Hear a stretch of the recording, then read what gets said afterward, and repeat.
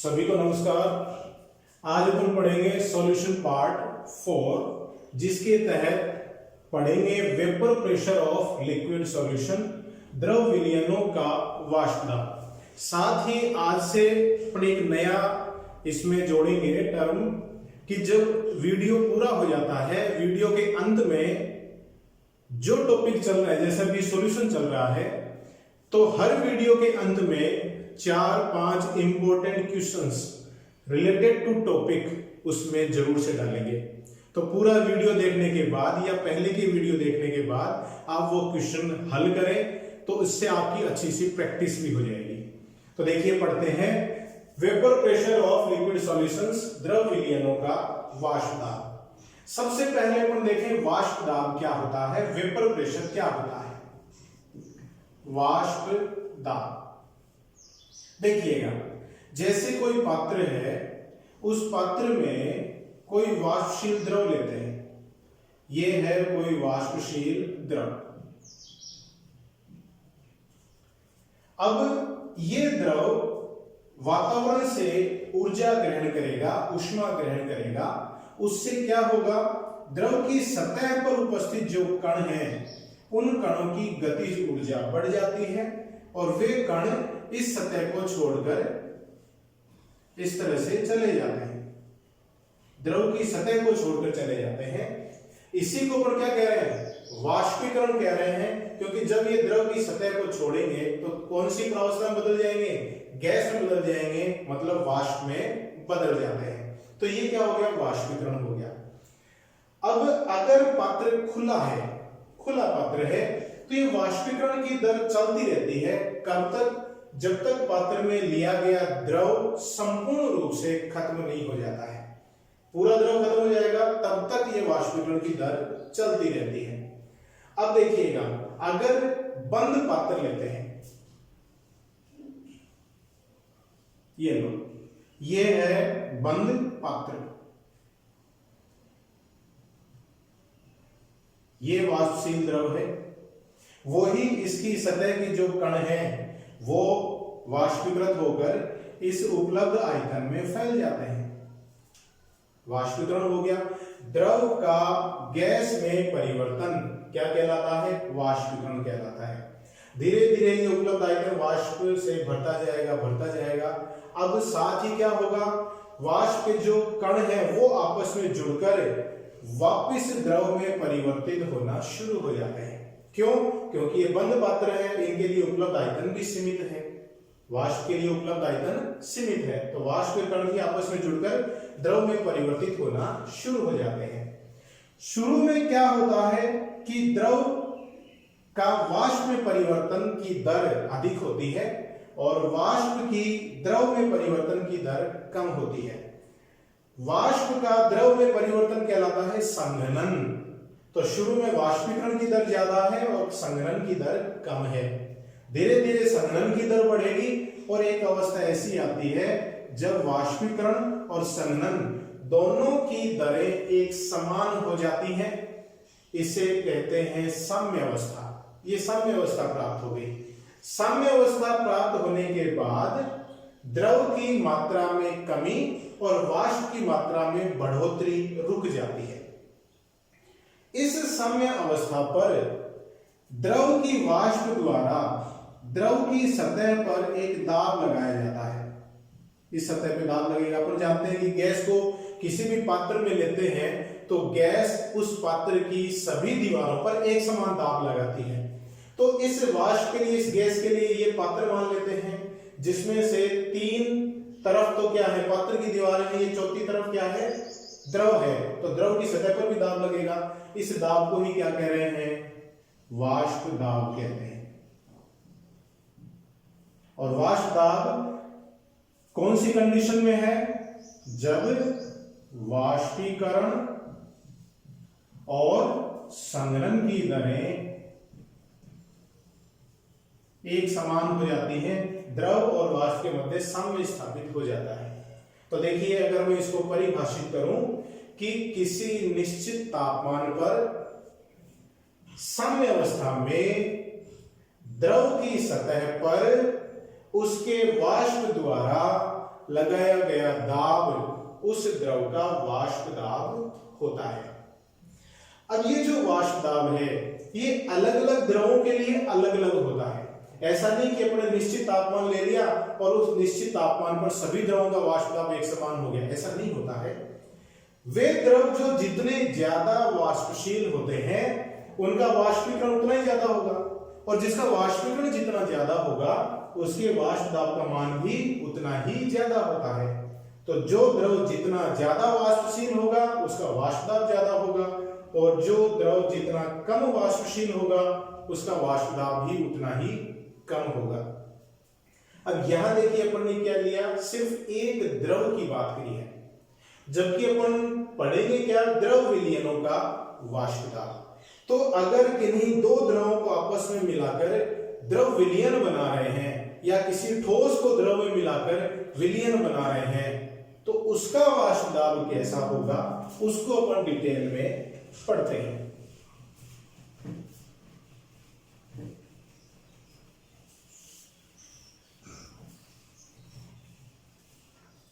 तो अब next topic है द्रव विलयनों का वाष्प दाब। द्रव विलयनों का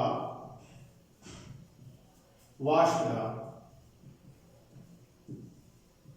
और इसमें अपन बहुत ही इंपॉर्टेंट नियम है, इसमें एक राउल्ट्स लॉ को डिटेल में पढ़ेंगे। राउल्ट का नियम, राउल्ट्स लॉ। अब इसमें दो कंडीशन है, देखिएगा। आपने विलयन बनाया जिसमें द्रव विलय है, द्रव ही विलायक है। अब इस विलयन में दो कंडीशन है कि जो विलय है वो वाष्पशील है या अवाष्पशील है। तो इसमें अपन पहली कंडीशन लेते हैं, वाष्पशील विलय युक्त विलयनों का वाष्प दाब, विलयनों का वाष्प दाब।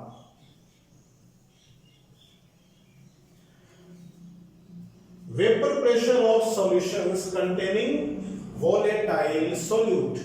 देखिएगा, जैसे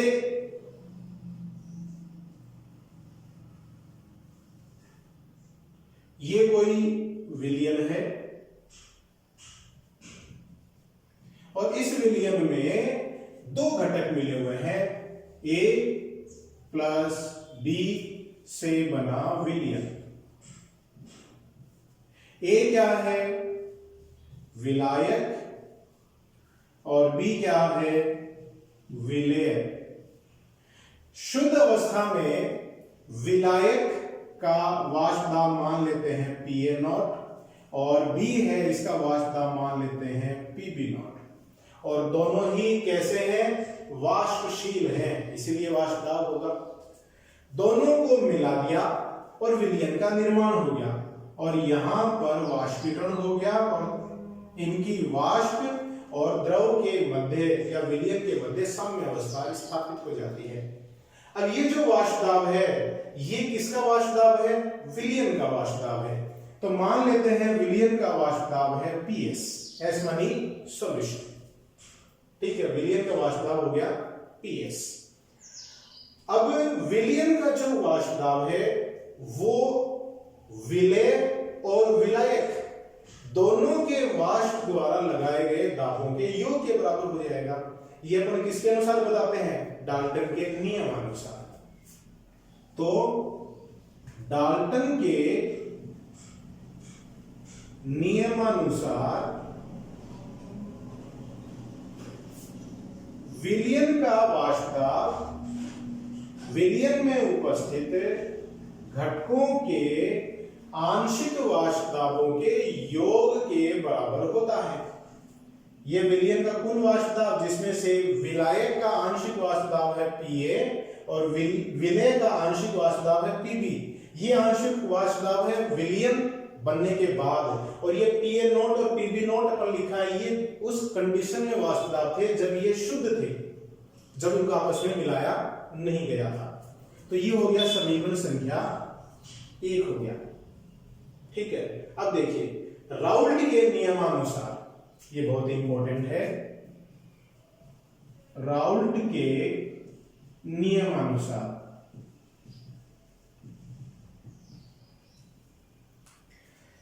राउल्ट क्या कहता है कि विलयन का जो कुल वाष्प दाब है उसमें किसी घटक का आंशिक वाष्प दाब उस घटक की वाष्पशीलता पर निर्भर करता है। वह घटक जितना ज्यादा वाष्पशील होगा उसका वाष्प दाब उतना ही ज्यादा होगा, और अगर विलयन में उस घटक की मात्रा भी ज्यादा हुई तो उसका वाष्प दाब और भी ज्यादा हो जाता है। तो देखिए राउल्ट के नियमानुसार क्या है कि विलयन के कुल वाष्प दाब में किसी घटक का आंशिक वाष्प दाब उस घटक के मोल भिन्न के समानुपाती होता है। फिर आप सुनिएगा, विलयन के कुल वाष्प दाब में किसी घटक का आंशिक वाष्प दाब विलयन में उस घटक के मोल भिन्न के समानुपाती होता है। मतलब विलयन में किसी घटक की सांद्रता को किस रूप में ले रहे हैं, मोल भिन्न के रूप में ले रहे हैं। जैसे देखिए अपन देख रहे हैं कि विलय का आंशिक वाष्प दाब किसके समानुपाती हो जाएगा, विलयन में इसके मोल भिन्न के समानुपाती हो जाएगा। और इस समानुपाती के चिन्ह को जब हटाते हैं तो एक समानुपाती स्थिरांक आता है PA0, जो शुद्ध विलायक का वाष्प दाब है। यह है समीकरण 2। वैसे ही विलय के लिए देखें, PB विलय का आंशिक वाष्प दाब विलय के मोल भिन्न के समानुपाती हो जाता है, और समानुपाती का चिन्ह हटाएंगे तो एक समानुपाती स्थिरांक PB0 जो कि विलय की शुद्ध अवस्था में इसका वाष्प दाब है प्राप्त हो जाता है। यह समीकरण संख्या 3। तो समीकरण संख्या 2 और 3 से राउल्ट के नियम को अपन दूसरे प्रकार से भी परिभाषित कर सकते हैं। देखिए एक प्रकार तो यह कि किसी भी घटक का आंशिक वाष्प दाब विलयन में उसके मोल भिन्न के समानुपाती होता है। दूसरी परिभाषा देखिएगा, विलयन में उपस्थित किसी घटक का आंशिक वाष्प दाब उस घटक के मोल भिन्न और शुद्ध अवस्था में उसके वाष्प दाब के गुणनफल के बराबर होता है। तो इसे भी अपन राउल्ट का नियम कहते हैं। इन PA और PB का मान समीकरण 1 में रख दें। समीकरण 1, 2 व 3 से PS मतलब विलयन का कुल वाष्प दाब कितना हो जाएगा, XA PA plus XB PB, ये है not. XA PA not plus XB PB not, ये है समीकरण संख्या 4। देख सकते हैं कोई दिक्कत नहीं है, PA और PB का मान समीकरण 1 में रख दिया। अब देखिए जब अपन ने मोल भिन्न पढ़ा था तो उस स्थिति में अपन ने देखा था कि विलयन में जितने भी घटक होते हैं सबके मोल भिन्नों का योग इकाई होता है। तो इस विलयन के लिए भी क्या हो जाएगा, XA प्लस XB बराबर 1। तो XA का मान क्या हो गया, 1 माइनस XB, समीकरण संख्या 5। इस XA का मान समीकरण संख्या 4 में रख दें तो समीकरण 4 व 5 के अनुसार PS क्या हो जाएगा, 1 minus XB PA not plus XB PB not. और इसको जब अपन हल करेंगे तो आपके पास प्राप्त होगा, ये देखिएगा ब्रैकेट खोलेंगे तो PA minus PA not XB और ये है XB PB नॉट। इस राशि में XB कॉमन आ गया और कॉमन आ गया तो ब्रैकेट में बच गया PB not minus PA not. समीकरण संख्या 6। समीकरण 6 है वो विलयन का कुल वाष्प दाब विलय के मोल भिन्न पर निर्भरता को दर्शाता है। ये निर्भरता कैसी है देखिएगा, इसे इसकी एक आरेख से समझते हैं। एक आरेख खींचते हैं।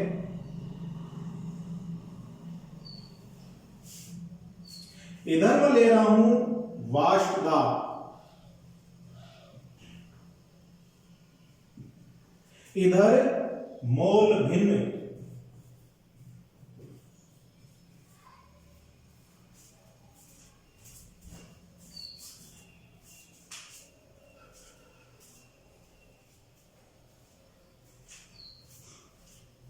इधर वाष्प दाब, इधर मोल भिन्न। यहां पर मान लेते हैं आपके पास शुद्ध विलायक है, तो XA बराबर 1, तो XB क्या हो जाएगा, बराबर 0। बाएं से दाएं पर जा रहे हैं तो XB का मान बढ़ रहा है और इस बिंदु पर XA बराबर 0 और XB बराबर 1। ठीक है, इस बिंदु पर शुद्ध विलायक है और इस बिंदु पर शुद्ध विलेय है। मान लेते हैं शुद्ध विलायक का जो वाष्प दाब है वो इतना है PA0, मैंने यहां लिख दिया, और शुद्ध विलेय है उसका वाष्प दाब है PB0, ये है। देखने में क्या लग रहा है, शुद्ध विलेय का वाष्प दाब शुद्ध विलायक से ज्यादा है, इसका मतलब विलेय है वह विलायक से ज्यादा वाष्पशील है। हमेशा ऐसा नहीं होता है, विलायक है वो विलेय से ज्यादा वाष्पशील हो सकता है, तो PA0 का मान PB0 से ज्यादा हो जाएगा। ठीक है, अपन यहां पे कंडीशन ले रहे हैं कि शुद्ध विलेय शुद्ध विलायक से ज्यादा वाष्पशील है।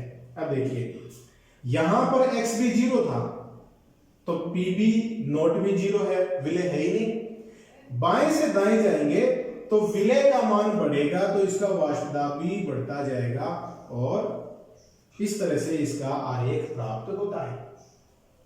बाएं से दाएं जाते हैं तो विलायक का मान देखिए कम होता जा रहा है तो इसका वाष्प दाब कम होता चला जाएगा। अब इसमें देखिए ये किसके लिए है, ये है PB बराबर XB PB0, मतलब विलयन में उपस्थित विलेय के आंशिक वाष्प दाब के लिए। ये किसके लिए है, PA विलायक की बात कर रहे हैं बराबर XA PA0, विलयन में उपस्थित विलायक के आंशिक वाष्प दाब के लिए। PA विलायक का आंशिक वाष्प दाब, PB है विलेय का आंशिक वाष्प दाब, इन दोनों को जोड़ दें तो विलयन के लिए इस तरह का आरेख प्राप्त होता है, PS बराबर PA प्लस PB। ये आरेख देखिए किसके जैसा प्राप्त हुआ, Y बराबर MX प्लस C के जैसा, प्लस C, PS हो गया Y और XB हो गया X इधर, और M हो गया PB नॉट माइनस PA और ये हो गया C। तो ये आरेख कैसा है, Y बराबर MX प्लस C के जैसा आरेख है। तो देखिए बढ़ता हुआ ढाल है, ये अंतःखंड है। इस तरह का एक आरेख प्राप्त होता है, रेखीय आरेख प्राप्त होता है जो विलयन के वाष्प दाब को विलेय के मोल भिन्न पर निर्भरता दिखा रहा है। जैसे जैसे विलेय का मोल भिन्न बढ़ रहा है वैसे वैसे विलयन का वाष्प दाब भी देखो बढ़ता जा रहा है। बिल्कुल सीधी रेखा के आरेख प्राप्त होते हैं। इस तरह का आरेख जिन विलयनों के लिए प्राप्त होता है वो विलयन राउल्ट के नियम की पालना करते हैं और उन विलयनों को आदर्श विलयन कहा जाता है। आदर्श विलयन को आगे अपन डिटेल में भी पढ़ेंगे, लेकिन वहां पर आप ध्यान रखिएगा ये आरेख कि इस प्रकार का आरेख जिन विलयनों के लिए प्राप्त होता है उन्हें आदर्श विलयन कहते हैं। तो ये हो गया राउल्ट का नियम, किनके लिए, उन विलयनों के लिए जिसमें वाष्पशील विलेय मिला होता है। अब देखिए दूसरी कंडीशन, अगर विलेय है वो अवाष्पशील है,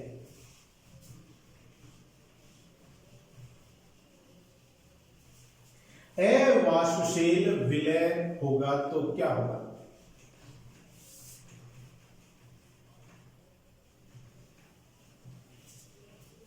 देखिएगा दूसरी कंडीशन बी,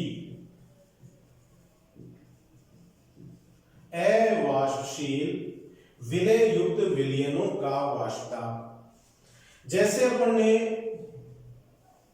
ये विलयन लिया या शुद्ध विलायक लेते हैं, मान लो शुद्ध विलायक जिसका वाष्प दाब है Pa0। अब इसमें इसकी सतह पर, शुद्ध विलायक की सतह पर जितने भी कण हैं वो वाष्पशील प्रकृति के हैं, सबका वाष्पीकरण हो सकता है। अब इसमें आपने क्या कर दिया, कुछ मात्रा में अवाष्पशील विलय मिला दिया। अवाष्पशील विलय मिला देने पर क्या होगा, सतह पर विलायक के कणों के साथ साथ कुछ कण किसके आ गए, विलय के भी आ गए। इसका मतलब अब सतह पर जितने भी कण हैं उनमें से कुछ कण अवाष्पशील प्रकृति के हैं। पहले सारे कण वाष्पशील प्रकृति के थे, अब कुछ कण अवाष्पशील प्रकृति के हैं, तो वाष्पीकरण की दर क्या हो जाएगी, कम हो जाएगी। मतलब जो PS है, विलयन का वाष्प दाब है, वो शुद्ध विलायक के वाष्प दाब से कम हो जाता है। इस कमी को क्या कहते हैं, वाष्प दाब में अवनमन कहते हैं। तो शुद्ध वाष्पशील विलायक में अवाष्पशील विलय मिला देने पर वाष्प दाब में जो कमी आती है उसे क्या कहते हैं, वाष्प दाब में अवनमन कहते हैं। इस अवनमन को ऐसे लिखेंगे, Pa0 माइनस PS। ये है वाष्प दाब में अवनमन। Pa0 शुद्ध विलायक का वाष्प दाब और PS है विलयन का वाष्प दाब। ठीक है, अब देखिए ये जो विलयन का वाष्प दाब है ये किस पर निर्भर कर रहा है, सिर्फ विलायक के मोल भिन्न पर निर्भर कर रहा है, क्योंकि विलायक है वो ही ऐसा घटक है जो वाष्पशील है। तो विलयन का जो वाष्प दाब है सिर्फ विलायक के मोल भिन्न पर ही निर्भर करता है। अब देखिए यहां पर जो वाष्प दाब है वो वाष्प दाब किसका है, वो सिर्फ विलायक के कणों के कारण ही इसका वाष्प दाब उत्पन्न हो रहा है। तो इसमें देखिएगा जो डाल्टन का नियम है उसमें दो प्रकार के अपने आंशिक वाष्प दाब देखे थे, विलय का आंशिक वाष्प दाब और विलायक का आंशिक वाष्प दाब। विलय का आंशिक वाष्प दाब तो इसमें होगा नहीं क्योंकि विलय अवाष्पशील है। तो जो विलायक है उसके आंशिक वाष्प दाब को कैसे लिखेंगे, Pa समानुपाती XA, राउल्ट के नियमानुसार Pa बराबर Pa0 XA लिख सकते हैं ऐसा, ठीक है ना। अब देखिएगा ये जो विलायक का आंशिक वाष्प दाब है ये विलयन का वाष्प दाब ही होगा। क्यों, क्योंकि विलायक और विलय का जो आंशिक वाष्प दाब है ऐसा अपन लिखते हैं Pa प्लस Pb बराबर PS। इसमें Pb तो 0 है तो PS है वो ही Pa है, तो इसको मैं लिख सकता हूं कि PS बराबर Pa0 XA लिख सकता हूं कि नहीं, ठीक है। और अब देखिएगा इसको मैं यूं भी लिख सकता हूं XB प्लस XA बराबर 1 और XA बराबर 1 माइनस XB। इस XA का मान इस समीकरण में अगर रख दें तो PS बराबर Pa0 1 माइनस XB, PS बराबर Pa0 माइनस Pa0 XB। और इसको मैं लिख सकता हूं Pa0 XB बराबर Pa0 माइनस PS और Pa0 minus PS upon Pa0 बराबर XB।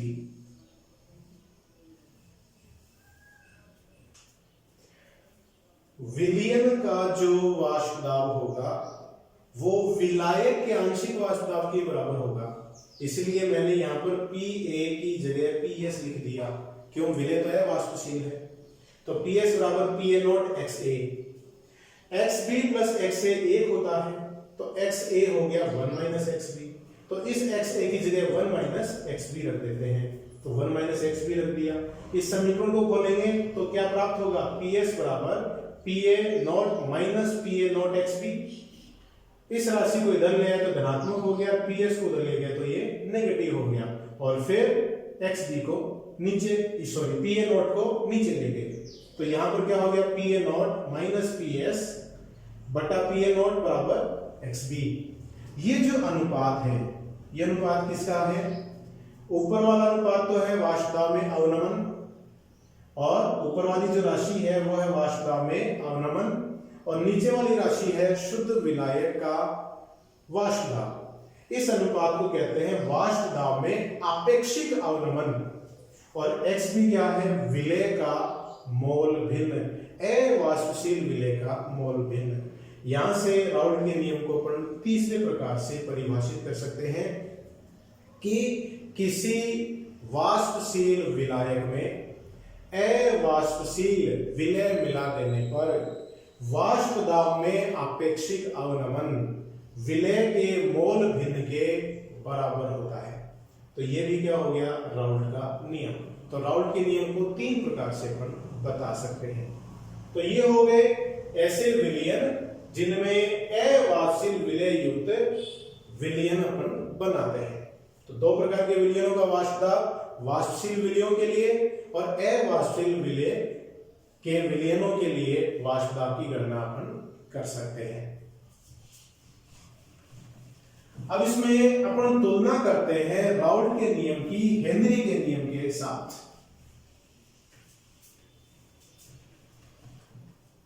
Comparison of Raoult's law with Henry's law. Raoult का नियम और हेनरी का नियम।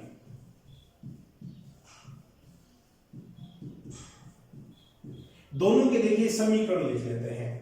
राउल्ट के नियम के अनुसार विलयन में किसी घटक का आंशिक वाष्पदाब उस घटक के मोल भिन्न और उसके शुद्ध अवस्था में वाष्पदाब के गुणनफल के बराबर होता है। हेनरी का नियम भी क्या कहता है कि अगर किसी गैस का द्रव में विलयन बनाते हैं तो गैस का आंशिक वाष्पदाब उस गैस के मोल भिन्न, विलयन में उसके मोल भिन्न के समानुपाती होता है। और यहां पर अपन एक समानुपाती स्थिरांक लगाते हैं जिसको लिखते हैं KH। तो देखिए ये किसी घटक का आंशिक वाष्पदाब है, हेनरी के नियम के अनुसार गैस का आंशिक वाष्पदाब है। ये P नॉट क्या है? विलयन में उस घटक का P नॉट क्या है? शुद्ध अवस्था में उस घटक का वाष्पदाब है। यहां पर KH क्या है? हेनरी स्थिरांक है। दोनों ही कंडीशन में जिस घटक का अपन आंशिक वाष्पदाब देख रहे हैं X उसका मोल भिन्न है। यहाँ X गैस का मोल भिन्न है और यहाँ X उस घटक का मोल भिन्न है जिसका आंशिक वाष्पदाब आप देख रहे हैं। तो देखिए दोनों में जब तुलना करते हैं तो इधर है P नॉट समानुपाती स्थिरांक और इधर है समानुपाती स्थिरांक KH। ठीक है, तो राउल्ट का नियम और हेनरी का नियम दोनों लगभग एक जैसे ही हैं। अगर मैं इसको यूं लिखूं P नॉट X तो देखिए तुलना आसान हो जाती है।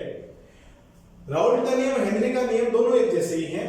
राउल्ट का नियम अपन लागू कर रहे हैं द्रव द्रव विलयन के लिए और हेनरी का नियम लागू होता है गैस का द्रव में विलयन के लिए।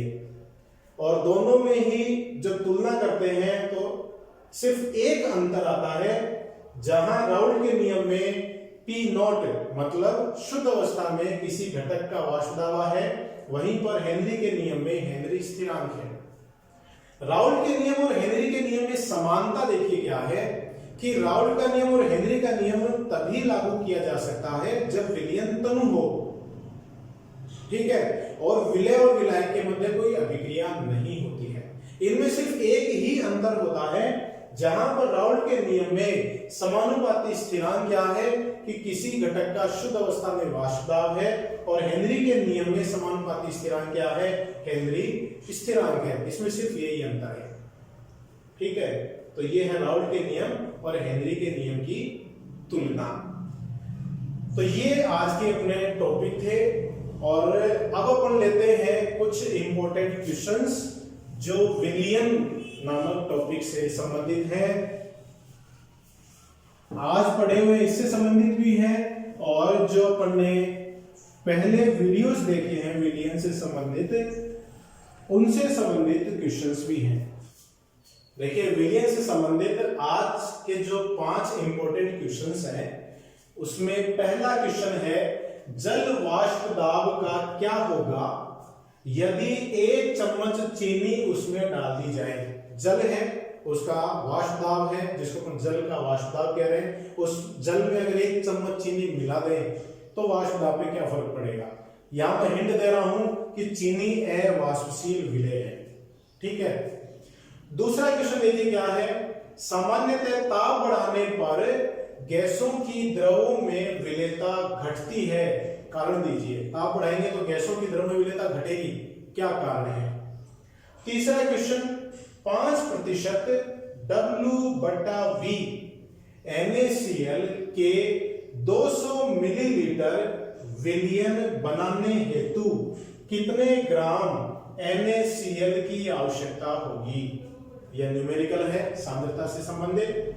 क्वेश्चन नंबर 4 राउल्ट के नियम की व्याख्या कीजिए।